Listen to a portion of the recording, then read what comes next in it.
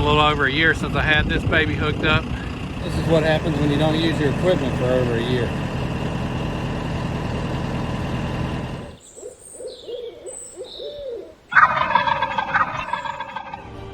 Welcome to Dirt Rich Outdoors, a channel dedicated to people that love to hunt, people that love to fish, and most importantly, the people willing to put in the hard work to transform their property to be dirt rich.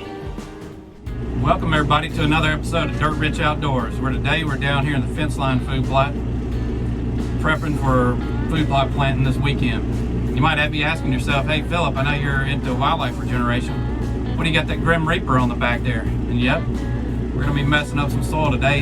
Today we're not gonna be making dirt rich today. We're gonna be hurting it a little bit. We're gonna be setting it back, but it's all for a good reason. Mainly because of my hard head. When we first started this process last year, I was in such a hurry to get going. I just took whatever the food plot, the conditions they were in, planted them, put the disc up, didn't use it anymore.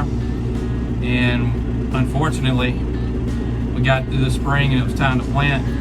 Most of our food plots, or I would say at least half of them, have a good bit of water holding up in them. We're down in the lower river bottom system here, and my dad was staying on me about this. He said, son, you need to put some ditches down the side of those food plots, make them where they'll drain better. And, you know, kids, we don't like, it doesn't matter how old we get, we don't like to listen to our dad.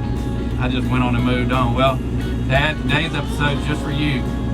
You were right, and I was wrong. So mark that down. You may not hear that again, but today you're gonna get to hear it. We're gonna be disking this food plot up. And then we've already come in with the excavator. We dug in the sides and made ditches. You can see them back here in the background. We came in with the bulldozer. We kind of smoothed them out. Next thing we're gonna do is we're gonna disc them, and then we're gonna plant a real heavy, thick summer food plot on this thing and try to get things back as quick as possible back to where we had them last summer. In the food plot here, we only had to disc up about half of it, so you'll notice back in the very back end of that food plot, we still got a pretty good section there that's holding up fine, and we'll plant that green just like we normally do. Down here on the east end of this food plot, though, it was just unmanageable. It was so muddy. Stick with us, guys.